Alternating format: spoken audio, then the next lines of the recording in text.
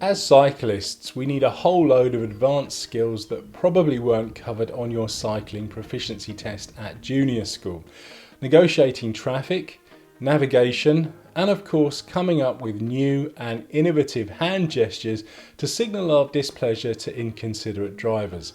No, actually, it's not big and it's not clever. Just forget that one. But no matter what sort of riding you do or where you do it, there are some very important basic skills that we all need. Without them, we're not really cyclists. Here then, in descending order of importance, are my own personal top 7 key cycling skills.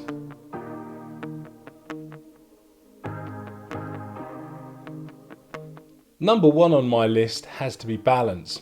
See what I mean about not being a cyclist? If you can't balance on a bike, well, that's pretty much game over right there. Cast your mind back to when you first learnt to ride a bike and you'll know how difficult it was. For me personally, I was 5 and I learned to ride in my back garden. Fast forward over 40 years and it's second nature. I honestly cannot say what I actually do to stay upright on 2 wheels. It just happens. But having said that, some people are much better at it than others. Track cyclists seem to have an uncanny ability to balance a completely stationary bike for what seems like minutes. If you fancy developing this skill for yourself, one way to do it is to ride your bike as slowly as possible. Eventually you will come to a stop, hopefully without falling over. Up to a point, I can see that having good balance is a very useful skill, but beyond that it starts to get a little vague. Maybe you just want to impress everyone when you stop at traffic lights, or perhaps you fancy a second career as a tightrope trick cyclist. Either way, riding your bike super slowly will help. So having got yourself up on 2 wheels and moving, the next important skill is to be able to stop safely. If you've ever pulled really hard on the brakes, you'll know how difficult it was to steer the bike, and perhaps even had a heart-stopping moment when the whole thing locked up and started to skid. When it comes to braking, the trick is to use a gentle touch. Most modern brake levers are designed to be used with literally 1 finger, so when you do need to stop, try to use light pressure evenly across both brakes. The most likely times you'll need to slow yourself down will be when descending or coming into a corner. When descending, try to keep your weight back in the saddle and only use the brakes if you need to scrub off a little speed. Otherwise, just let gravity do its thing. When cornering though, most of your speed should be off before you get to the bend. Applying the brakes while you're actually turning will make your bike more upright and difficult to steer.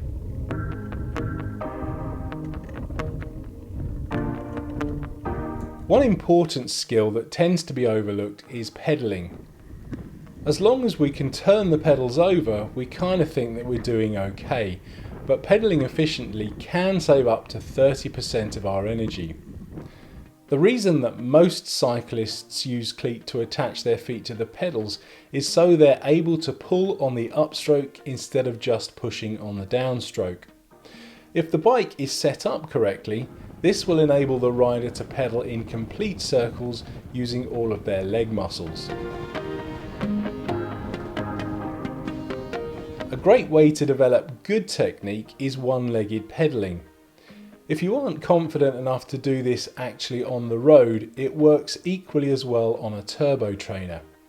Just imagine that you're scraping some mud off the bottom of your shoe. Start off fairly slowly and then gently increase your speed until you reach your normal cadence. Obviously, you'll need to do this for both legs, but once you master it, you'll find that the top half of your body will remain fairly still, saving you a little more energy on your rides.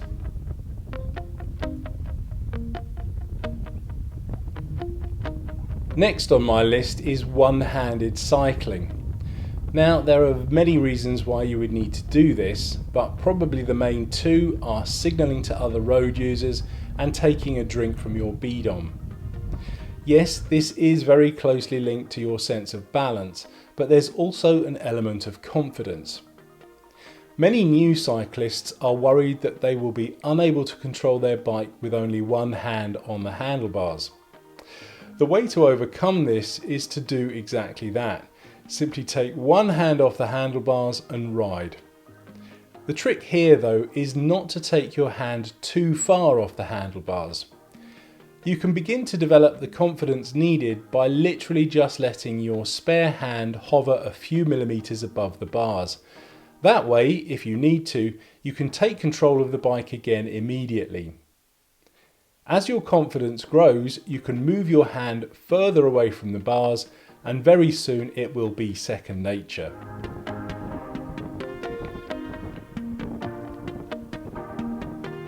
With some bikes having over 20 gears, it's no surprise that many newbie cyclists are a little intimidated when it comes to using them.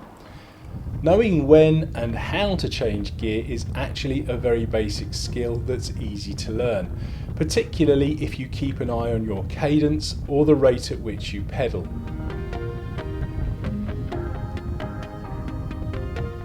Now, I've made another film that goes into this in much more detail, but for the moment let's just say that the gears allow you to pedal at a constant cadence.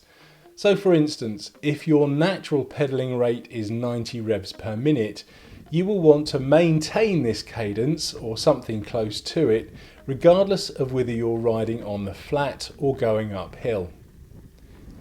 As you can feel your cadence begin to slow down due to a climb or speed up due to a descent, you'll need to change gears up or down to get it back to your home position. Ultimately, there's no right or wrong gear to use. It's a very personal choice.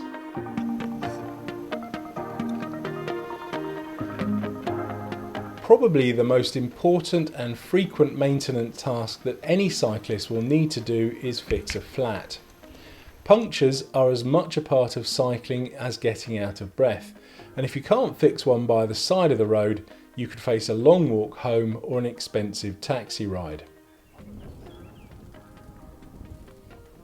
The two main approaches are to replace the old inner tube with a new one or use a patch kit to repair it. Either way will work fine, but I personally prefer to replace the tube as it's quicker. Again, I've made a couple of other films explaining how to do each of these in more detail. I'll include the links at the end of this film. Knowing how to fix a flat is all fine and dandy, but if you don't know how to remove the wheel from the bike frame, you'll never be able to actually fix it. Fortunately, most modern bikes have quick release wheels, so all you have to do is release the brake caliper, undo the tension lever, unscrew the skewer until there's a sufficient gap, and then, if you're removing the rear wheel, pull the rear derailleur back a little and simply remove it from the frame. Front wheels have a small lug to prevent the wheel falling out accidentally, so they may need a few extra turns on the skewer before you can actually remove it. Improving on these 7 basic skills will give you the foundation of being an experienced cyclist, and hopefully many years of successfully enjoying your bike. But if there's an aspect of cycling that you'd like to know more about that I'm not covering, please let me know in the comments below and I will try to make a film about it. Otherwise, please like and share, and if you'd like to get the most out of your cycling, please consider subscribing for my regular weekly uploads. Thanks for watching.